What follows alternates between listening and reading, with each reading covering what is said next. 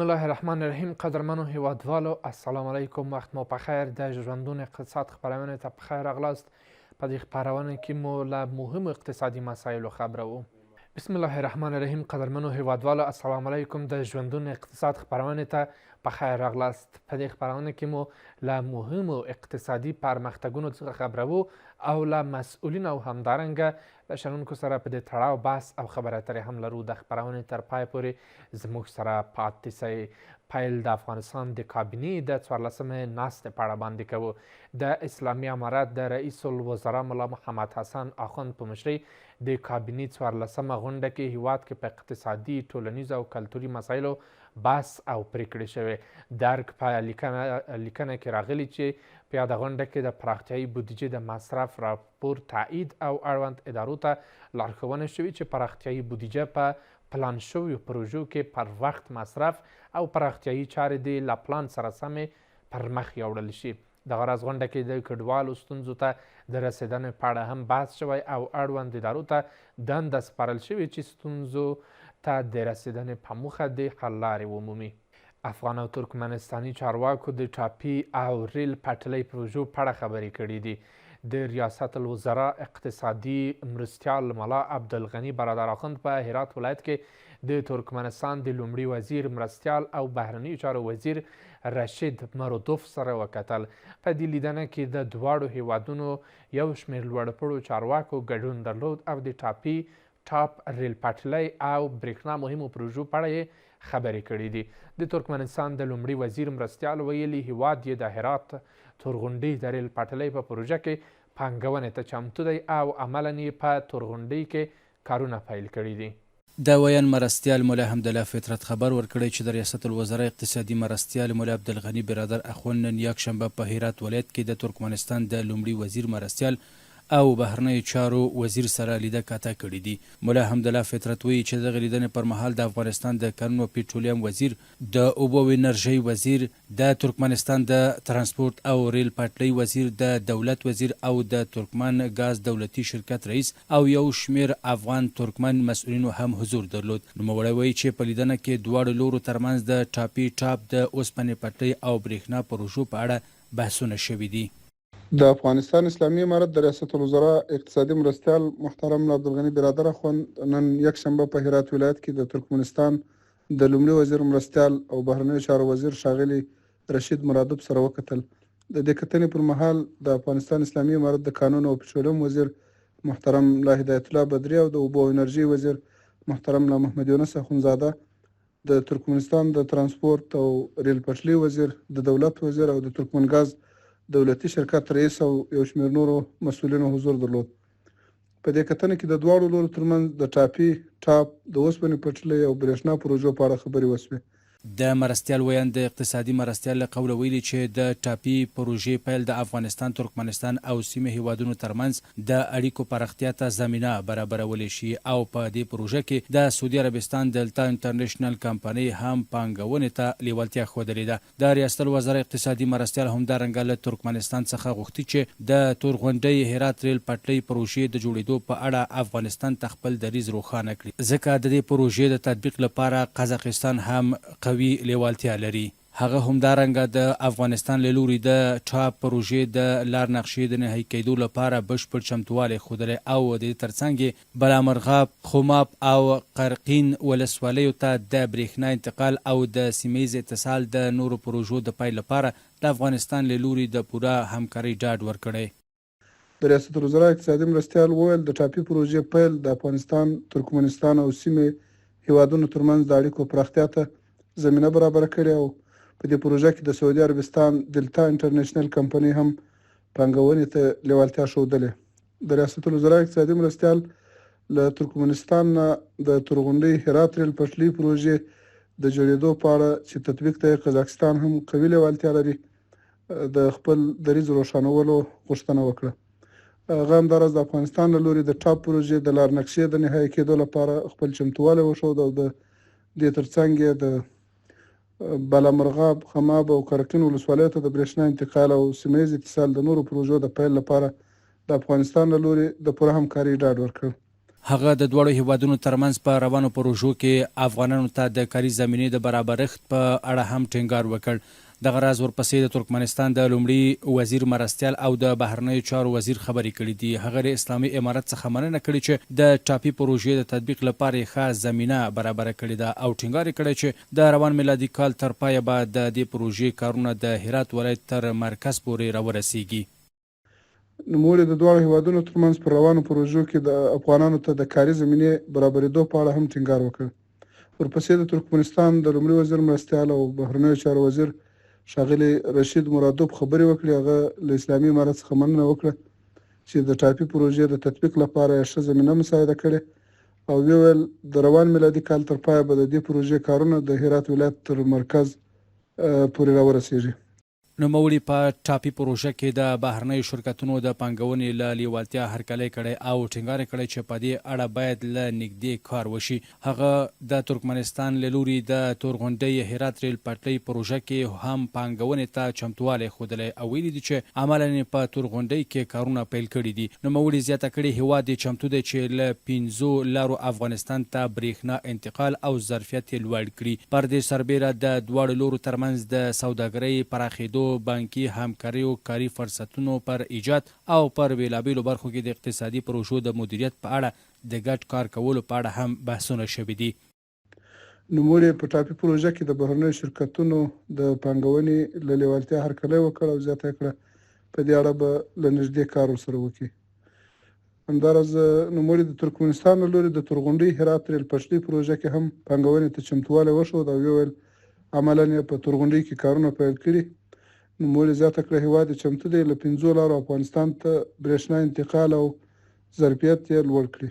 پر دې سربیره د دواړو لورو ترمنځ د سوداګرۍ پراخېدو، بانکي همکاریو، کاري فرصتونو پر ایجاد او په مختلفو برخو کې د اقتصادي پروژو د مدیریت په اړه د ګډ کار کولو په اړه هم خبرې وشوې. د یادونې وړ ده چې د غونډې په پای کې د دواړو هیوادونو د تخنیکي ټیمونو له لوري د روانو پروژو د کاري پرمختګونو په اړه تفصیلي معلومات هم له ګډونوالو سره شریک شوي دي. د پانګونې بین الوزارتي کمیټې نوبتي غونډه کې د کابل ولایت د کلولي پشتې پر غونډۍ د پانګونې طرحه وړاندې او تر بحث وروسته په غونډۍ کې د کلولي پشتې کلا د تاریخي او کلتوري ارزښت په ساتلو د دې کلا د حساسو تونلونو ارزښت ته په پاملرنې سره د شنې ساحې، عامه او تفریحي ځایونه او ټولې اړینې اسانتیاوې هم په پام کې ونیول سي. همدارنګه د غونډې ته د پنبې د کښت او پروسس په موخه د یو کرنیز او صنعتي جامع کمپلکس جوړولو طرحه هم د بحث لپاره وړاندې شوه. د ټولګټو چارو وزارت وایي چې د بادغیس ولایت له مقر ولسوالۍ څخه د یاد ولایت تر بالامرغاب ولسوالۍ پورې د 50 کیلومتره سړک د رغونې چارې له یو خصوصي ساختماني شرکت سره قرارداد شوي دي. د ټولګټو چارو وزارت وایي چې یاد سړک د ټولګټو وزارت په مالي لګښت رغول کیږي او د 3 میاشتو په موده کې به ګټه اخیستنې ته وسپارل شي. د معلوماتو له مخې چې د قیصر لمن سړک د هیواد د حلقوي سړک برخه ده چې د فاریاب ولایت څخه پیل د بادغیس ولایت د یو شمېر ولسوالیو څخه په تېرېدو د هرات ولایت تر حدودو پورې رسیږي. دا چې د افغانستان حلقوي سړک په کوم پړاو کې قرار لري، د چارو رغونه په کوم حالت کې ده او په اقتصادي ترانسپورتي برخه کې څه ارزښت لري، پر همدې تړاو سره د افغانستان د اسلامي امارت د ټولګټو چارو وزارت محترم ویاند محمد اشرف حقشناس صاحب ملتیا کوي. حقشناس صاحب سلامونه، ډیره زیاته مننه چې زموږ لپاره مو وخت ځانګړی کړلو. پیل غواړم د پوښتنې په توګه ووایم چې د افغانستان حلقوي سړک په کوم حالت کې قرار لري؟ بسم الله الرحمن الرحیم. سلام بر شما، همکارای تکنیکی شما و همه هموطنان عزیز ما که بیننده برنامه شما هستند. سرک حلقوی افغانستان یکی از سرک‌های مهم و اساسی کشور می باشد که نه تنها ولایت به هم وصل می نماید بلکه در قسمت وصل افغانستان با کشورهای همسایه تجارت و ترانزیت نقش مهم و اساسی دارد. بعد از حاکمیت امارت اسلامی افغانستان توجه و تمرکز بالای پروژه‌های زیربنایی و خصوص سرک‌ها و خطاهن بیشتر شده است که خوشبختانه ما در طول 4 سال یا بیشتر از 4 سال گذشته پروژه های بزرگ و کوچک را در نقاط مختلف افغانستان آغاز کردیم که خوشبختانه توانستیم یک بخش سرک القوی افغانستان که در سال گذشته به طول 25 کیلومتر از طرف ولایت فاریاب به طرف ولایت بادغیس کارش آغاز کرده بودیم که به ادامه تداوم کارهای زیربنایی این بار خوشبختانه کار 50 کیلومتر بخش دیگی پروژه را که از طرف ولایت بادغیس از ولسوالی مقر آغاز میشه به طرف ولایت فاریاب کار 50 کیلومتر دیگی را با یک کمپانی افغانی یا یک شرکت خصوصی افغانی ما قرارداد کردیم که انشاءالله کاری پروژه رسما به زودی آغاز میشه.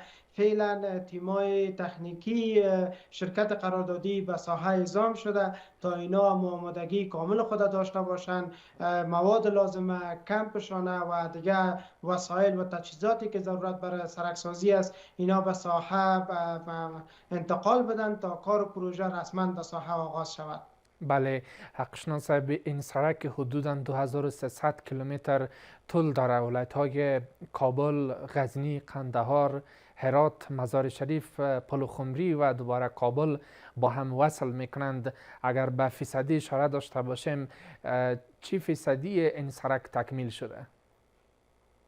خب در مجموع ولایاتی را که شما یاد کردین در حدود 15 یا 16 ولایت افغانستان است که سرک القوی افغانستان از اون مسیرها عبور میکنه. لله الحمد تا کنون اکثریت بخش های سرک کارش تکمیل است، یعنی در حدود 80% سرک کارش تکمیل شده یا بیشتر از 80% تکمیل است.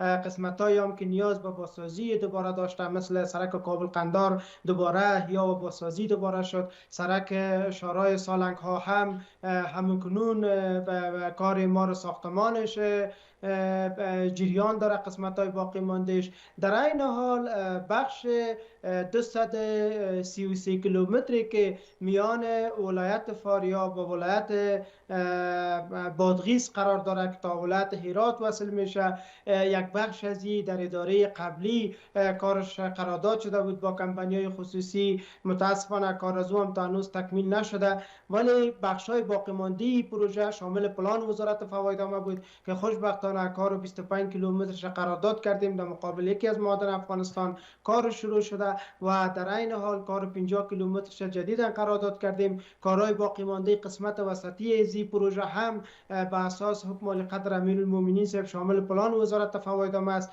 صحبت‌های ما با شرکت‌ها و کمپانی‌های خصوصی جریان داره تا بتانیم قسمت‌های باقی مانده پروژه را نیز کارش آغاز بکنیم. بله حقشناس صاحب، چی اقدامات برای تضمین کیفیت قیر و مواد ساختمانی و بعد از تکمیل فکر میکنه تضمین ها چی شده میتونه؟ خب قسمی که شما هم در جریان هستین، وزارت فوایدنامه امارت اسلامی افغانستان تمام پروژه زیربنایی خود که آغاز میکنه، از مرحله مطالعات ابتدایی شروع تا مطالعات اقتصادی تا سروی دیزاین و مرحله تدارکات یا انتخاب شرکت، مرحله آغاز کار، این تیم های وزارت فوایدنامه بررسی میکنه. در این حال که پروژه قرارداد میشه، یک کمپانی یا یک شرکت از پروسه تدارکاتی عبور میکنه، پروژه را برنده میشه، وقتی کارش در ساحه آغاز میکنه وزارت فوایدنامه یک تیم 4 نفری از انجینر صاحبا را که از مدیریت پروژه، از تضمین کیفیت، از ریاست لابراتوار، از ریاست سرکای، از مولات مربوطهش، از یک تیم 4 نفری به پروژه توظیف میشه. وظیفه تیم نمی است پروژه‌ای که مطابق دیزاین، مطابق بیکیو، مطابق قرارداد که با شرکت ما قرارداد میکنیم که با کدام کیفیت ساخته شوه، از کدام مواد استفاده شوه، مواد به چی اندازه به استعمال شوه، تمام این پروسه را اینا نظارت ارزیابی میکنن تا شرکت مطابق قراردادی را که وزارت فوایدنامه انجام داده این پروژه را کارش تکمیل بکنه. بله حقشناس بسیار تشکر میکنم. یک سوال کوتاه دارم، اجازه بدین که جوابش هم کوتاه باشه. در مورد مشکلات و چالش ها اگر بگویند، هر جغرافیه یک مشکل خاص خود داره، چی فصلی باشه و چی تکنیکی باشه. آیا مشکلات فراراه تطبیق این پروژه وجود داره؟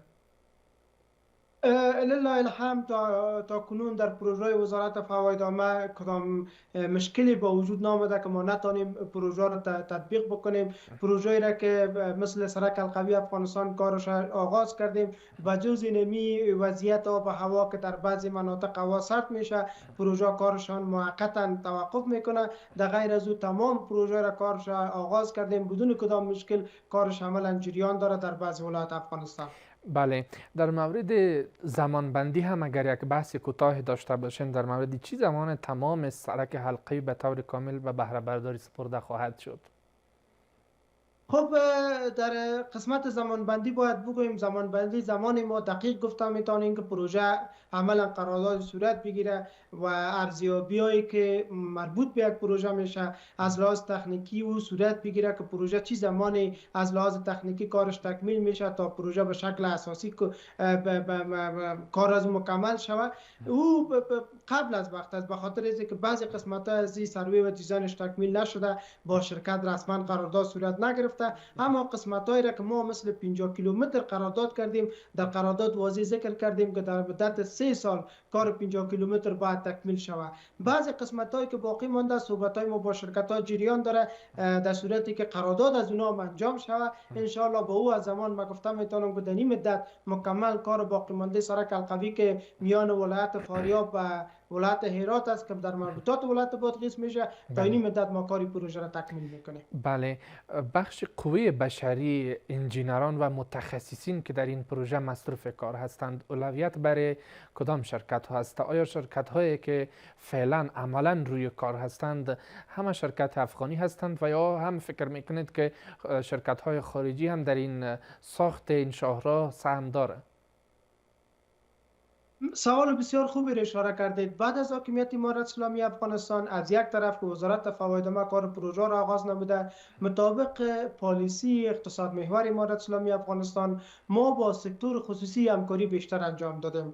تمام پروژه وزارت فواید عامه به استثنای یکی دو پروژه خطا گفتن میتونم، تمام پروژه سرکسازی اکثریتش توسط انجینرهای افغانی، توسط همکارای خود ما سروی و دیزاین میشه و توسط شرکت های افغانی در ولایات مختلف افغانستان کارشان تکمیل میشه. پروژه را که جدیداً قراردادش انجام دادیم توسط تیمای خود ما سروی صورت گرفته. شرکت قراردادی با ما همکار است، شرکت افغانی است، یکی از شرکت های فوق العاده از لحاظ تکنیکی با ظرفیت است که ان شاء الله بتوانیم با انتخاب همین شرکت کار 50 کیلومتر در زمان تعیین شده تکمیل نماییم. بله، در بخش تاثیرات اقتصادی و اجتماعی تکمیل این پروژه هم یک اشاره کوتاهی داشته باشیم. چی فکر میکنید تکمیل سرک حلقوی چی تاثیر بر اقتصاد افغانستان داره؟ ما در این شرایط یک پالیسی اقتصاد محور در داخل و خارج از کشور اتخاذ کردیم. دقیقاً مورد بسیار خوبی را اشاره کردین. تمام سرک‌های افغانستان و تمام پروژه‌ای را که وزارت فواید عامه در ولایات مختلف افغانستان آغاز کرده فوق‌العاده تاثیراتش در مسائل اجتماعی و در مسائل محیطی و همچنان در مسائل اقتصادی داره. پروژه کوچکی که در ولایات مختلف افغانستان سرک‌هایی که ولسوالی‌ها را به هم وصل میکنه کار شروع شده. از یک طرف مانع زیاد مصارف گزاف و به جایی که هموطنان عزیز ما در مصرف کار انتقال اموال تجارتی دارند می شود، یعنی سرک‌ها بیشترین سهولت به هموطنان عزیز ما فراهم می سازد تا اینا میتونن به زودترین فرصت به مراکز صحی، تعلیمی، تحصیلی و دینی اینا بروند. از طرف دیگر افغانستان یک کشور زراعتی است، فرآوردهای زراعتی که ما داریم میتونیم اینو به زودترین فرصت به بازارها، به بازارهای کشورهای همسایه ما انتقال بدیم. در این حال تاثیراتی را که سرک القوی افغانستان داره، سرک القوی افغانستان نه تنها ولایت وصل میکنه، شما میبینید که ما بنادری را که در سمت شمال افغانستان داریم، وقتی که به ولایت غربی افغانستان هرات وصل میشه، هرات به جنوب غرب مثلا به قندهار وصل میشه، فوق العاده تاثیرات خود داره در انتقال اموال تجارتی، کاهش هزینه، کاهش زمان انتقال اموال تجارتی. این به اساس اینمی معیارها کارگرها و اساس علمی اهمیتایی را که ما در قسمت سرک‌ها داریم، امارت اسلامی افغانستان اولویتش پروژه بزرگی را گرفته که نه تنها ولایت به هم وصل میکنه بلکه بالای اقتصاد هموطنان عزیز ما، بالای تجارتشان، بالای انتقال فرآیندهای زراعتیشان نقش فوق العاده داره که سرک حلقوی افغانستان جزء از سرک‌هایی است که نه تنها در قسمت اتصال داخلی افغانستان از اهمیت فوق العاده برخوردار است، بلکه در قسمت اتصال افغانستان با کشورهای همسایه و انتقالات اموال تجارتی نقش فوق العاده دارد. بله، یک سوالی که بعد ما قبلا میپرسیدم حالا در ذهنم آمد که تمویل مالی این سرک از کدام منابع تمویل میگردد؟ پروژه را که فعلا وزارت فواید عامه تحت کار داره به شمول می پروژه 50 کیلومتر یا از بودجه داخلی خود وزارت فواید عامه است که امارت اسلامی افغانستان برای وزارت فواید عامه اختصاص میده، یا پروژه است ما پروژه را کارش آغاز کردیم که در مقابل معدن است، یا پروژه‌ای که فعلا وزارت فواید عامه کارش آغاز نموده، پروژه است که از محصول تول پلازا ما پرداخت میکنیم. پروژه 50 کیلومتر را که فعلا ما کارش در ولایت بادغیس قرارداد کردیم، شرکت به ساحه است، از بودجه داخلی وزارت فواید عامه امارت اسلامی افغانستان است. بله، در قسمت رفاه اجتماعی اگر هم در پایان برنامه اشاره داشته باشیم، به چه تعداد برای مردم زمینی کار فراهم می‌گردد؟ دقیقاً یکی از موارد مهم دیگری که شما اشاره کردین در تطبیق پروژه وزارت فواید عامه در ولایات مختلف افغانستان، نه تنها ما اهداف وزارت فواید عامه را، اهداف بزرگ امارت اسلامی افغانستان در ولایات ما تطبیق میکنیم، عملی میسازیم، بلکه به نحوی یا به شکل مستقیم یا غیر مستقیم زمینه اشتغال زایی یا شغل زدایی میکنیم. هموطنان عزیز ما، کارگران ماهر که در بخش‌های سرکسازی، در بخش‌های ساختمانی اینا مهارت دارند، در پروژه وزارت فواید عامه کار میکنند. کارگرای غیر ماهر داریم که مطابق پالیسی نظام از اون مناطق محیطی که ما پروژه را تطبیق میکنیم، کارگرا و هموطنان عزیز ما از اون مناطق استخدام میشن، در پروژه وزارت فواید عامه کار میکنه. در این حال ما میتونیم هم اهداف وزارت فواید عامه که همون اهداف سرکسازی است، خط آهن است، انتقالات اموال تجارتی و موضوعات مختلف دیگه که تطبیق میکنیم و هم میتونیم اشتغال زایی بکنیم. هموطنان عزیز ما در پروژه وزارت فواید عامه یا به شکل مستقیم یا به شکل غیر مستقیم کار میکنن. بله، یک موضوعی که برای حفظ و مراقبت است، وقتی که سرک یا پروژه 50%، 10% یا 20% تکمیل میگردد، برای حفظ و مراقبت چی پلان های وجود داره؟ خب در مجموع پروژه وزارت فواید عامه وقتی که تکمیل میشن 1 سال گارانتی پروژه است. شرکتی که با وزارت فواید عامه قرارداد داره مکلف است که 1 سال از پروژه نظارت بکنه تا پروژه با کدام مشکل جدی مواجه نشه. در صورتی که پروژه با کدام مشکل جدی مواجه شود، شرکت مکلفیت خود داره که پروژه رو قسمتاش دوباره ترمیم و بازسازی بکنه. بعد از 1 سال تمام سرک‌هایی که کارشان تکمیل میشه به ریاست‌های ولایتی وزارت فواید عامه تسلیم داده میشه. پروسه حفظ مراقبتی مربوط به همکارای ولایتی ما میشه که اینا همه ساله در حفظ مراقبت میکنن سرک‌ها را. در صورتی که سرک‌ها تخریبات جزئی داشته باشن توسط تیم‌های ولایتی ما حفظ مراقبت میشن، ترمیم میشن، دوباره بازسازی میشن. در صورتی که تخریبات بیشتر باشه به عنوان یک پروژه و مرکز ارسال میشه، اینجا تیمای ما رو بررسی میکنن، هم از لحاظ تکنیکی هم از لحاظ مالی به عنوان یک پروژه دوباره با سکتور خصوصی قرارداد میشه و ما رو در ولایات مختلف افغانستان پس دوباره تطبیق میکنیم که در سال روان هم نزدیک به 200 پروژه را ما در ولایات مختلف افغانستان حفظ مراقبتی داشتیم. سرک ها، پل ها و پلچک هایی که نیاز به ترمیم، بازسازی و همچنین نیاز به انجام بازسازی یا نوسازی از سر داشتن، کارش آغاز کردیم. یک تعدادشان امسال تکمیل شده، یک تعدادشان هنوز هم در بعض ولایت‌های گرمسیر کارش جریان داره.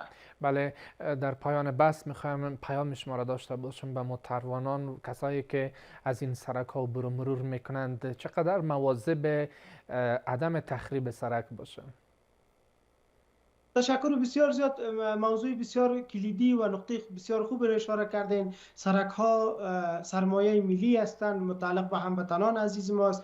در هر گوشه مملکت عزیز ما، کشور عزیز ما که ما سرک ها می سازیم، متعلق به هموطنان عزیز ماست، متعلق به همون هموطن ماست که سرک در ولایتشان، در ولسوالیشان و از نزدیک قریهشان عبور میکنه، متعلق به اوناست. بنابراین در حفظ مراقبت سرک ها با وزارت فواید همکار باشن. تجار ملی ما بار زیاد انتقال نده. دریورای محترم ما که وسایط کلان دارن، یعنی وسایط باربری دارن، اینا بار از حد مجاز یا از حد میارایی که وزارت فواید تعریف کرده انتقال نتن. هموطنان عزیز ما که در بعضی ساحات زمینای زراعتی دارن، آب به سرک ها رها نکنن. تمامی موارد میتونه به یک نحوه یا به شکل مستقیم یا به شکل غیر مستقیم با وزارت فواید همکار باشن، همکاری بکنن تا ما بتانیم دوام سرمایه ملی را بیشتر بسازیم، دوام سرک ها بیشتر شد و هموطنان عزیز ما در سالیان دراز این سرک ها استفاده بکنن. محترم محمد اشرف حقشناس، سخنگوی وزارت فواید عامه امارت اسلامی، خیلی تشکر که در برنامه با ما فرصت گذاشتین. از شما هم تشکر. بخیر باشید. قدرمنو هیوادوالو لنډه دمه لرو، له دمې څخه وروسته بیرته بحث ته راګرځو.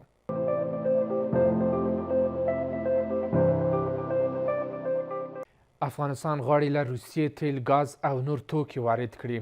د بانکي بندیزونو د لرې کېدو په صورت کې به افغانستان له روسیې څخه تیل او ګاز وپیري. په مسکو کې افغان سفیر له ټاس خبري اژانس سره د خبرو پر مهال ویلي چې که ځینې بندیزونه په ځانګړې توګه بانکي بندیزونه لرې شي، نو افغانستان به وکولی شي چې له روسیې څخه تیل، ګاز، درمل، صنعتي توکي، غله، غوړي او ځینې نور توکي وارد کړي. دا په داسې حال کې ده چې په دې وروستیو کې د پاکستان سره تجارت یا سوداګري بنده سوې ده. دا چې د دې اغیزې چې دي له روسیې څخه د وارداتو لړۍ به څنګه اوسیږي، په دې برخه کې د اسلامي امارت مسؤلیتونه څه دي تر څو له یادو هیوادونو سره سوداګري پراخه سي، او په مجموعي توګه آیا د پاکستان څخه د وارداتو ځای به د روسیې څخه واردات ونیسي؟ روسیه په سیمه کې یوازینی هیواد دی چې د اسلامي امارت حکومت یې په رسمیت پیژندلی دی. په مسکو کې د افغانستان سفیر ګل حسن ویلي چې هیواد یې غواړي له روسیې تیل، ګاز، درمل او صنعتي توکي وارد کړي. نوموړي د روسیې له ټاس خبري اژانس سره په مرکه کې ټینګار کړی که ځینې بندیزونه په ځانګړې توګه بانکي محدودیتونه لرې شي، افغانستان به وکولی شي خپل واردات زیات کړي. ښاغلي حسن همداراز ویلي چې افغانستان کولی شي روسیې ته وچه او تازه میوه، سبزي، طبي بوټي، غالۍ او کاني توکي صادر کړي، چې په خبره یې دا کار به د کابل مسکو دوه اړخیزه سوداګري پراخه کړي او د دواړو هیوادونو اقتصاد ته به ګټه ورسوي. افغانستان غواړي له روسیې څخه تیل، ګاز، درمل او صنعتي توکي وارد کړي. که ځینې بندیزونه په ځانګړې توګه بانکي محدودیتونه لرې شي، افغانستان به وکولی شي خپل واردات زیات کړي. افغانستان کولی شي روسیې ته وچه او تازه میوه، سبزي، طبي بوټي، غالۍ او کاني توکي صادر کړي، چې دا کار به د کابل مسکو دوه اړخیزه سوداګري پراخه کړي او د دواړو هیوادونو اقتصاد ته به ګټه ورسوي. کتونکي له روسیې سوداګریزه راکړه ورکړه اغېزمنه یادوي، خو ترڅنګ پر افغانستان د نړیوالو شته بندیزونو د لرې کېدو غوښتنې هم کوي. روسانو ښه وړاندیز کړی دی، ښه پیشنهاد یې کړی دی چې د افغانستان سره غواړي چې راکړه ورکړه ته وده ورکړي، خو دا په هغه صورت کې چې د افغانستان د اسلامي امارت بانکي سیستم فعال شي، تر څو چې په اسانه توګه د پیسو راکړه ورکړه وشي او اجناس په ښه توګه باندې په شفاف ډول باندې افغانستان ته راشي، د دې ځای نه روسیې ته انتقالات وشي. دا فکر کوم یو ښه اقدام دی. اوس نو امریکا له پکار دی چې که غواړي د افغانستان د خلکو سره مرسته وکړي او د افغانستان د اقتصادي پیاوړتیا سره مرسته وکړي، نو دوی د دې ترڅنګ چې هغه 10 میلیارډ ډالر باید افغانستان ته دغه کنګل شوي پیسې راخوشي کړي، ترڅنګ یې باید بانکي قیودات چې کوم لګېدلي دي هغه باید آزاد کړي، تر څو چې د افغانستان د خلکو دغه اوسنی حالت چې فقر دی، تنګدستي ده، بیچارګي ده او یو شمېر هیوادونه لا تر اوسه پورې په رسمیت نه پیژني. د چارو شنونکي د کابل او مسکو ترمنځ سوداګریزه راکړه ورکړه مهمه یادوي او له امریکا نه غوښتنه کوي چې په دغه برخه کې شته بندیزونه پای ته ورسوي، تر څو د دواړو هیوادونو ترمنځ د سوداګرۍ لمن پراخه شي. کشور فدراتیو روسیه که در دهه 80 به نام اتحاد جماهیر شوروی یاد میشد، اولین کشور بود در سال 1921 که مانند افغانستان استقلال افغانستان به رسمیت شناخت و اولین کشور است که مناسبات دیپلماتیک مستقیم با امارات اسلامی برقرار کرده. تجارت بین افغانستان و روسیه همیشه عنعنه‌ای وجود داره. در سالهای قدیم در دهه 80 تجارت بر اساس دلار کلیرینگ انجام میشد که با وصف که تعزیرات بسیار جدی از جانب ایالات متحده آمریکا و کشورهای غربی برای این تجارت وجود داشت. اتحاد جماهیر شوروی و فدراتیو روسیه امروزی میتونه از طریق او وقت از طریق دلار کلیرینگ انجام میشد که میتونه بانک تعزیرات بسیار جدی و مالی بسیار بزرگ از جانب کشور ایالات متحده آمریکا بالای مناسبات افغانستان و روسیه وجود داره، میتونن که مناسبات از طریق دلار کلیرینگ انجام شود. همدارنګه ګل حسن د خبرو پر دوام زیاته کړې چې دمګړی په مسکو کې د افغاني تولیداتو لپاره د یو نندارتون د جوړېدو هڅې روانې دي چې پر وینا دا چاره به د کابل او مسکو ترمنځ د دوه اړخیزې سوداګرۍ کچه لوړه کړي. پر همدې تړاو را سره د اقتصادي چارو پوه ښاغلی عبدالهادي فرهنګ صاحب زموږ سره ملتیا کوي. فرهنګ صاحب سلامونه، ډېره زیاته مننه چې وخت مو ځانګړی کړلو. لومړی که د پاکستان سره د لارو د بندښت په اړه یو ځغلنده نظر ولرو، تر دې دمه پورې څه تاثیرات درلودلي؟ سلام، تاسو مبارک حضور ته او ټول بینندگان ته عرض ادب کوم. خبره ده چې د پاکستان اصلي مشکلات او اصلي هغه کس چې ډیر ضرر اوس پاکستانیان وو بیا افغانان. اوس پاکستانیان خپل پوه شوي دي چې ډیر لوی بازار، ډیر لوی د صادرات د تجارت هغه ښکلي بازار چې په افغانستان او اسیا میانه و هغه د لاسه ورکړ. دوی اوس ډیر علاقمندي لري. مجلس سنا پاکستان او وزارت خارجي پرون ډیر جلسات درلوده چې دوی علاقمندي د خلاصیدون د لارې دي چې د لاره بیرته عادي حالت ته راوګرځي. خو خبره خواله ده چې درسته ده چې ډیر ضرر د افغانستان او زحمتکش او تاجران په دې کې ضرر راغی او مشکلات په تجارت راغی. ډیر ضرر اوس د افغانستان په تجارانو باندې هم پاکستان په تجارانو باندې. خو یو خواله ده چې هغه مترسک چې همیشه دوی ترس رعب و وحشت ایجادول چې لاره بنده و فشار راوړو، حکومتونه سقوط کوي که دا لاره بنده سي. هغه خبره بالکل لرې است. د دې نه وروسته دوی بیا هغه خبره نشي کولی. دوی خپل درک اصلي مفاهمه چې د دوی ضرر پکې وو هغه نقطې ته ورسېده چې اصلي متضرر پاکستانیان. خو اوس دا لاره که مونږ غواړو نه غواړو دا لاره خلاصېږي او دا لاره عادي حالت ته راځي. بالکل د یو همسایه هېواد داسې ده چې بالاخره څومره چې مشکلات د سیاستمداران د پاکستان غواړي چې وکړي هغه مقطعي ده، هغه یو سراب ده، یو څو وخت لپاره دی هغه بیرته برطرف کی. په دې خاطر چې مثال دقیق و 6 لکه تر 1 میلیون کسان د کویتې نه شروع تر انګوره ده دې خوا تر کنر او تورخم پورې او خوست، پکتیا او ببرکتانه او شارنه او دې خوا د خلک چې یا مثال غلام خان کې د دې مرزونو کې که مثال موږ تاسو حساب کو د خلک کار اشتغال په دې مرز کې د تګ راتګ دی، تجارت دی او لکه بار در حقیقت لیگل دی. دا ټول کې دوی یو اشتغال یو حلاله روزي پیدا کوي. په دې خاطر د دې د اشتغال په خاطر هم پاکستانیان به د لاره بیرته زر پورې تر عادي حالت ته راوګرځوي او آینده لپاره باید د قرارداد د شانګهای کنفرانس یا د کو یا کرک یا مثال سارک د دوی سازمانونه چې مثال په آسیا کې ډېر مقتدر دي دوی سره یو ځای ده یو قرارداد ولیکل سي چې آینده لپاره مشکل ایجاد ونه سي تجارت افغانستان ته. که مثال هر چا ودول وکړي باید ضرر و زیان هم د تجارت هم د دولتونه باید ورکړي. بله، تازه د اسلامي امارت سفیر په مسکو کې ویلي دي چې که چیرته د افغانستان په بانکي سکتور باندې بندیزونه لرې کیږي هڅه وکړي چې د روسیې څخه ګاز او نفت وارد کړي. دا قدم څنګه ارزوئ؟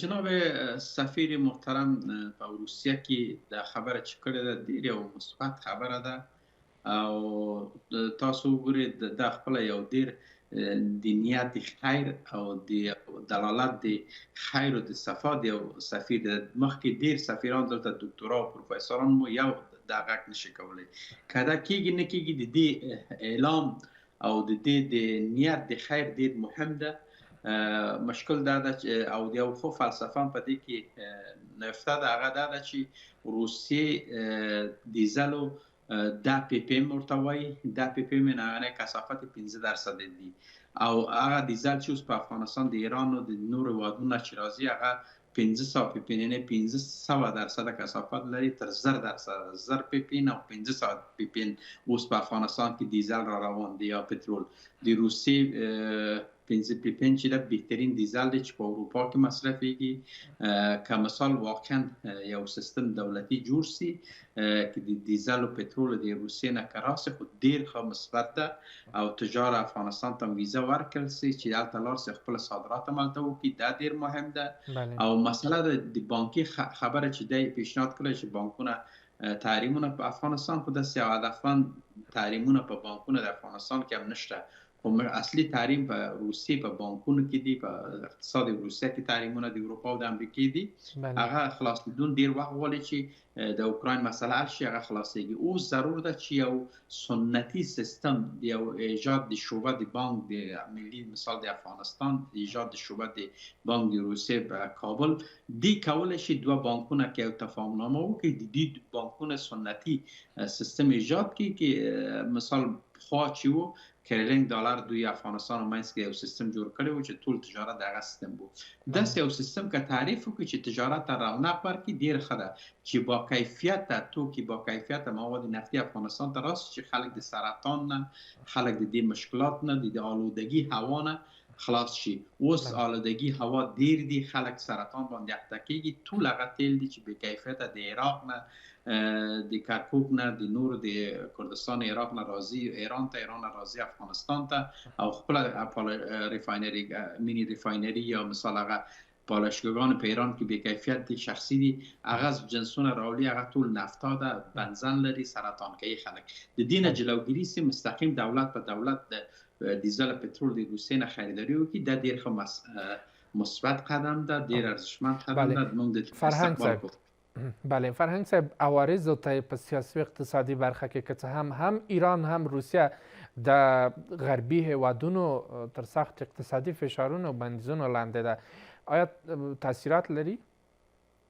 څه تاثیرات په ایران په دومره تعظیمونه باندې ټول کې د افغانستان د ایران راځي ترکمنستان راځي دو تا دغه گاونډي همسایه هیوادونه د مرز مشترک لري دوی پیسې د افغانستان چې ده د بانکي نه ده نه ال سی ده نه لتراف کریدیت ده نه د خانه جمهوریت وخت کې و نه اوس هم ده د موږ تاسو بانکونه نه ال سی جوړول نه لتراف کریدیت خلاصول نه بانکي سیستمونه د شکاله کې د بانکونه 15 شکاله د ایران هم تحریم ده د موږ هم تحریم خودخوانده په اوس هم د عدم مدیریت وو ټول د صرافي د طریق نه ایران ته پول زی صرافي طریق نه ایران ته پول زی دغه نه جنس راولي ټول د صرافي سیستم او کمیشنونه ډېر خلک باندې ډېر بوج راځي خو د سیستم د بانکي چې په افغانستان کې فعال سم نه اوس هم نه دی دا یو سیستم د ډېر مشکلات لري او د مرده سیستم نو په اوس هم مشکلات د بانکي دي بله افغانستان او پاکستان ترمنځ کله چې سوداګري پای ته رسیږي افغانستان هڅه کوي چې د نورو هیوادونو سره خپل اړتیاوې پوره کړي هغه که د مرکزي اسیا یا د منځنۍ اسیا هیوادونه دي او یا هم ځینې مرکزي اسیا هیوادونه دي آیا د پاکستان پر ځای د وارداتو ښه بدیل به کومو اړخونو ته توجه وکړي؟ قزاقستان بهترین بدیل د پاکستان دی تقریبا هر کال 10 میلیون تن غنم دوی مازاد لري چې باید صادر کړي او ډیر ارزان ده او ښه ارتباط هم افغانستان سره لري بهترین شریک تجاري مو کې غنم قزاقستان ده نور نیاز نشه د پاکستان وارد کو هغه ګرمي ده یو رقم چینجه هم لري د دوی د غنمو د شانو او د آسیا ملل مو ټول توکي کولای شي وارد خو خبره ده چې پاکستان بیا هم د موږ تاسو همسایه ده بعد موږ تاسو په بد نظر ورته ونه ګورو که سیاستمداران زی و راضي د ملتونو پاتې کیږي هغه ضرر خپل درک وکړي چې ضرر اصلي هغه وکړه خو موږ کولای شو چې د آسیای میانه د قزاقستان نه شروع ټول هیوادونه لکه روسیه لکه نور لکه ترکیه اروپایي هیوادونو سره ټول سره اړیکې کولای سو د تجاران چې د سفیران صلح هر چیرې ارتباط لري هر چیرې کار کولای شي خو دولتونه باید کوشش وکړي خسارې چې د موږ تاسو خپل تجاران وکړه په افغانستان باندې په دوی باندې مثال کار وکړي چې دوی ته رقم تادیه وکړي او کومک وکړي چې د دوی تلافی شي مشکلات. بله، د افغانستان د بازارونو د اړتیا د پوره کولو لپاره په اوس مهال کې مسؤلیتونه د اسلامي امارت بالخصوص د زیربط ادارو سوداګرۍ وزارت اقتصاد وزارت چې پالیسي جوړونکی وزارت ته څه دي؟ خو خبره ده چې دا خو یو سیستم منظم زنجیره‌ای وزارت محترم تجارت لري چې سیستم قیام لري ښاروالګان کنټرول قیام لري وزارت محترم اقتصاد دوی هغه سیستم خپل لري او خپل کنټرولونه لري خو بیا کوشش د خارجي بخش کې تجارت اسانتیا رامنځته کړي. څنګه اسانتیا؟ د تګ راتګ د ویزې د افغانستان هغه امتیاز چې خوشبار دي ډیر مرغوب دي په آسیا میانه کې د دې صادرات په روسیې کې مسکو کې د روسیې بلاروس د طریق نه اروپا ته د موږ تاسو د اوچ میوه اوس هم راځي خام را روان وو اوس د ازبکستان د طریق نه را روان دي اوچ میوه اروپا ته روسیې راځي ازبکستان راځي بلاروس د طریق نه راځي اروپا ته خو دا لار چې د موږ توقعات ورکو او دغه هغه توکي چې د آسیا میانه ډیر توانمندي لري د افغانستان د پاکستان بدیل د موږ تاسو د هغوی استفاده وکړو د ایران استفاده وکړو کولای شي دوی نه ډیر خو مثبت استفاده وکړو خو پاکستان آینده لپاره د افغانستان که مثال مرزونه خلاصيږي د خلک چې اوسېږي په دوه طرف مرز کې د دې خلک لپاره مهم دي چې زمینه د کار اشتغال ورته پیدا شي. بله، په مجموعي توګه باندې د اسلامي امارت د زعیم د حکم پر بنسټ باندې چې افغاني سوداګرو ته اقتصادي مجاهدین هم لقب ورکړل شوی دی ورته ویل شوي دي او د مالیاتو د معافیت په برخه کې هم ورته سهولتونه ایجاد کړي دي. ستاسو پند باندې د ښې همغږۍ لپاره تر څو کولی شي د افغانستان د بازارونو اړتیاوې پوره شي موږ په ډیر یو دا کال په ډیر یو مهم پړاو کې قرار لرو هغه دا چې حدودا څو اونۍ د روژې مبارکې میاشتې ته پاتې دي او په دې میاشت کې هیوادوال ډیر څه اخلي او پیر او پلور کوي. د ښې همغږۍ لپاره څنګه یو ښه هماهنګي پلان شتون ولري؟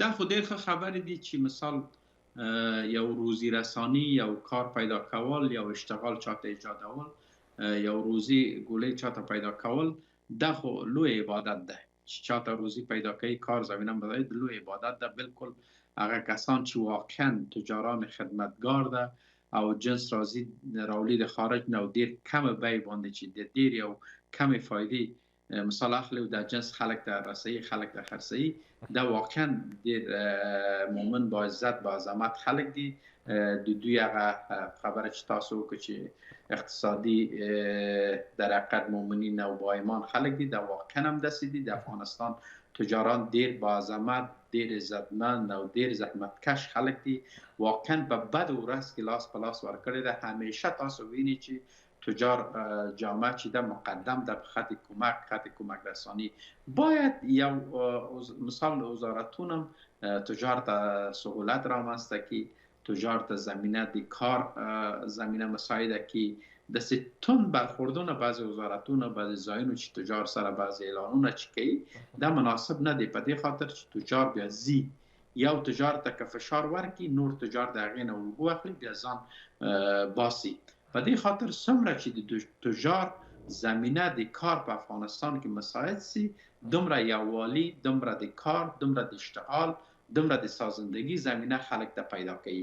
په دې خاطر مونږ هم په دې موافق یو په ټول اروپا امریکا په ټول دنیا کې خلک تجاران او داخل کې بل لاس په لاس یو کې افغانستان د خلک لپاره د خدمت په خاطر مونږ تاسو ټول کوشش وکړو.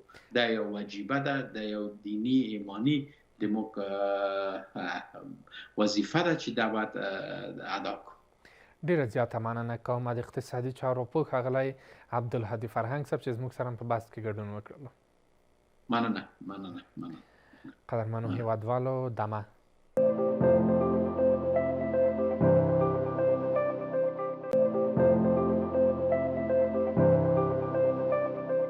قدرمنو هیوادوالو یو ځل بیا ښه راغلاست.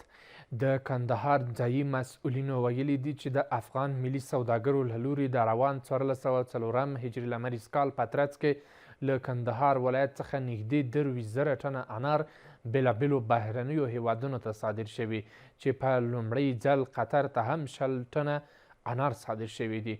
د مسؤلینو او افغان ملي سوداګرو د ګډ او پرلهپسې هڅو په پایله کې د کندهار انار پاکستان، هند، سعودي عربستان، مالیزیا، ازبکستان، روسیه، قزاقستان، متحده عرب امارات او قطر هیوادونو ته صادر شوي دي.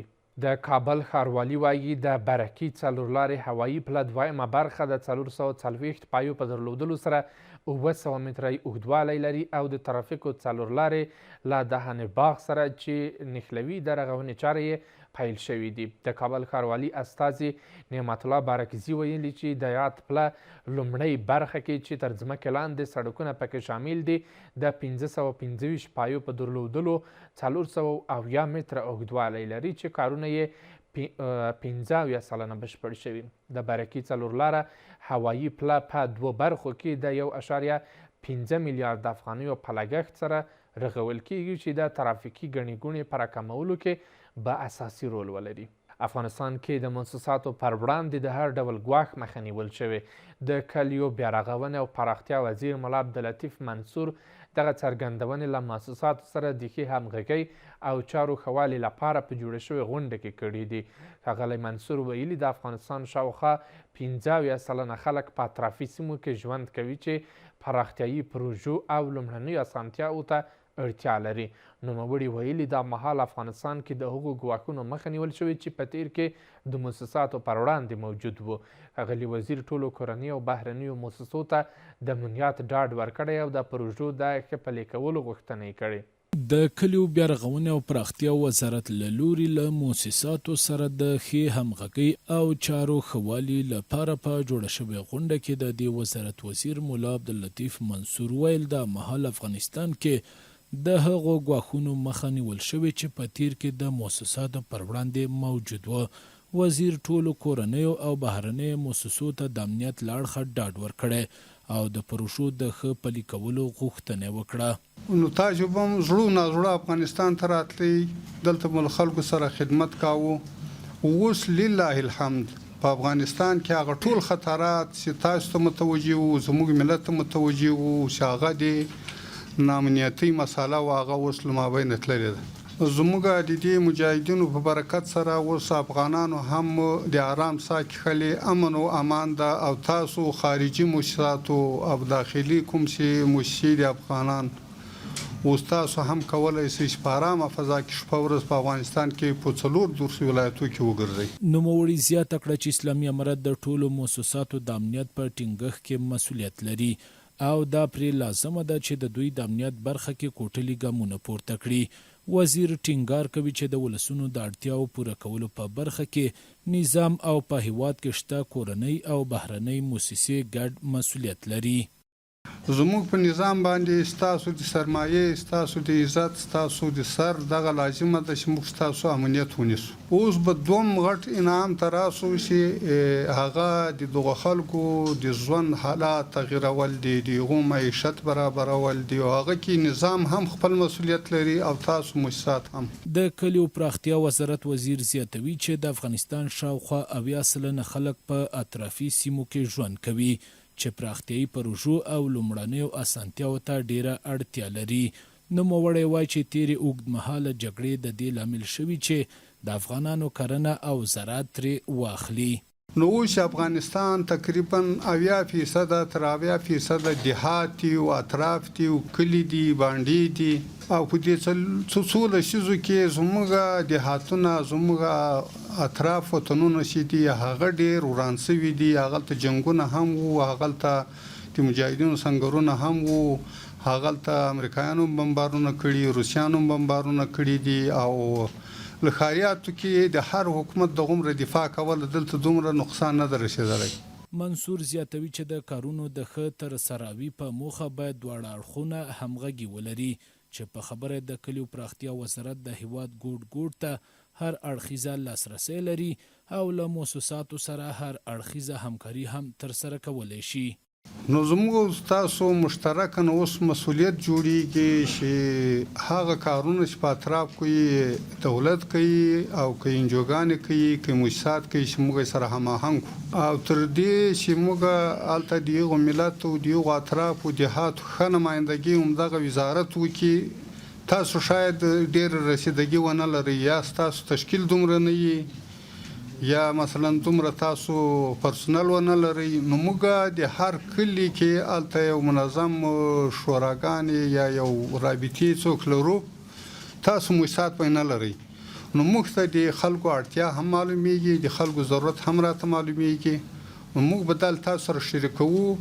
دا په داسې حال کې ده چې په دغه جوړه شوې غونډه کې د بهرنیو او کورنیو مؤسساتو استازو ویل چې دا مهال په افغانستان کې د میلیونونو ډالرو په ارزښت لسګونه پروژې د هیواد په کڼو ولسوالیو کې د دوی له لوري د تطبیق په حال کې دي چې له درکه میلیونونو کسانو ته د کار زمینه هم برابره شوې ده. هند په خپله کلنۍ مالی بودیجه کې افغانستان لپاره 1500 میلیونه هندي روپۍ ځانګړې کړې.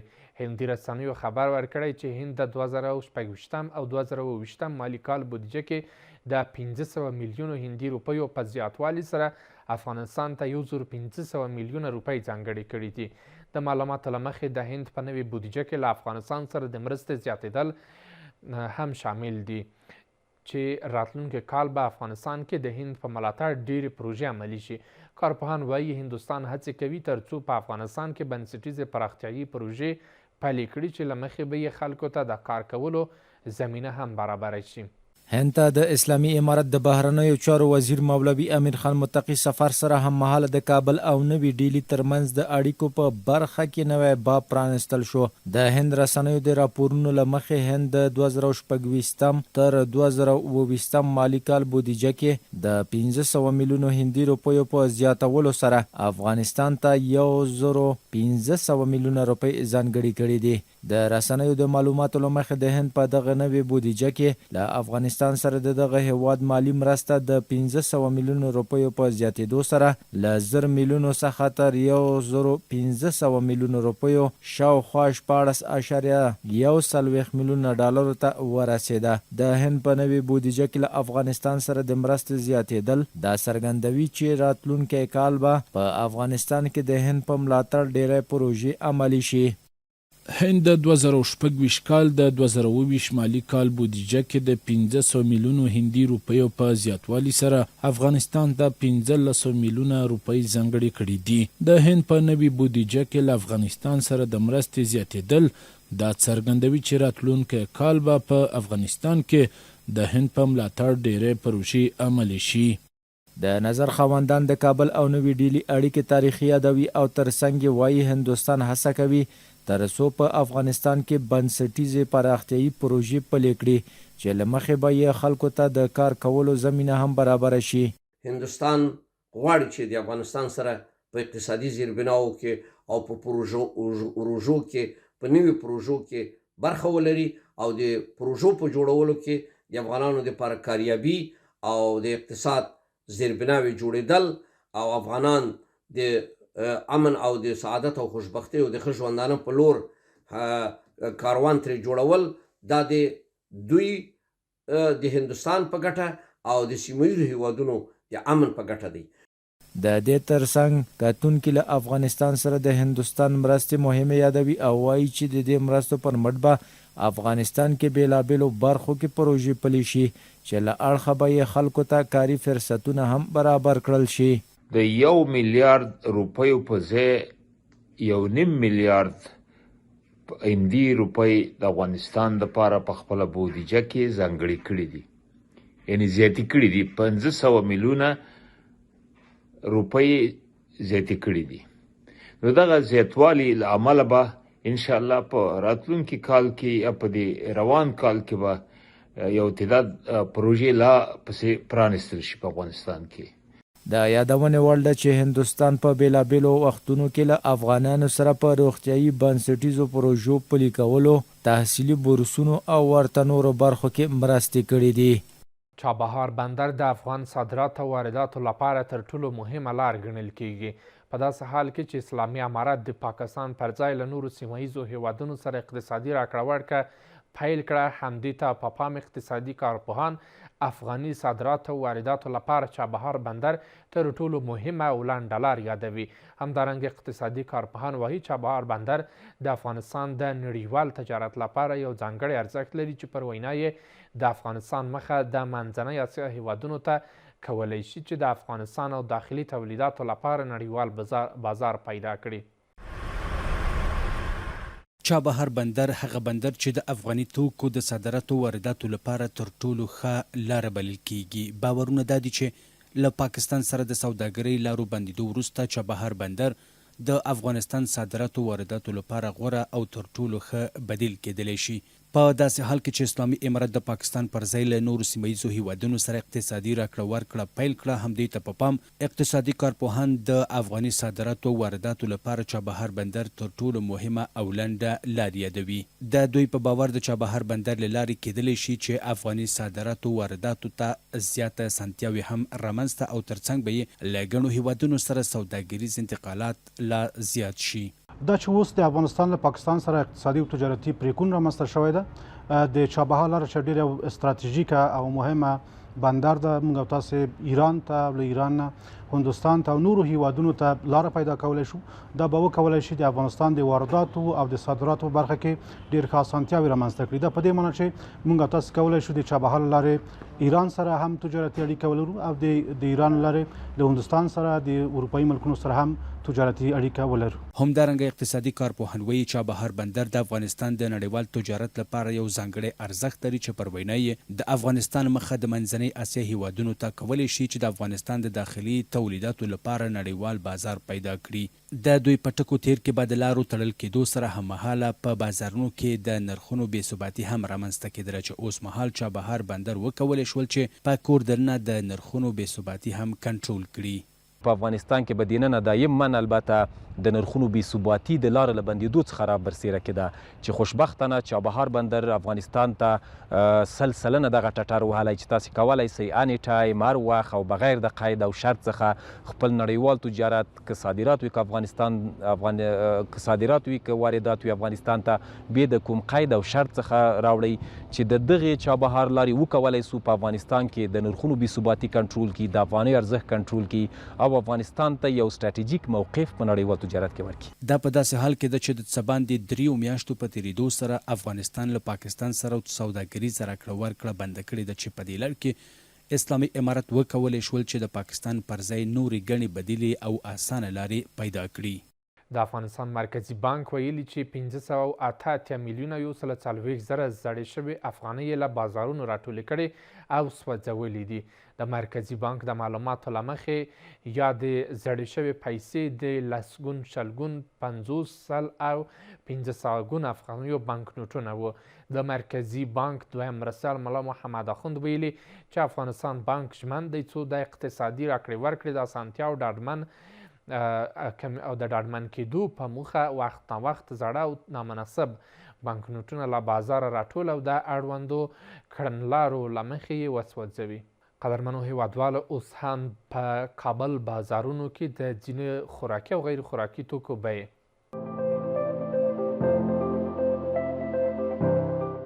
د نانوایی او خبازو لپاره یوه بوجې 50 کیلویي اوړه 1 کیلو په 40 افغانۍ، یوه بوجې په 1900 افغانۍ، عام 50 کیلویي یوه بوجې 1 کیلو اوړه په 28 افغانۍ، یوه بوجې په 1380 افغانۍ.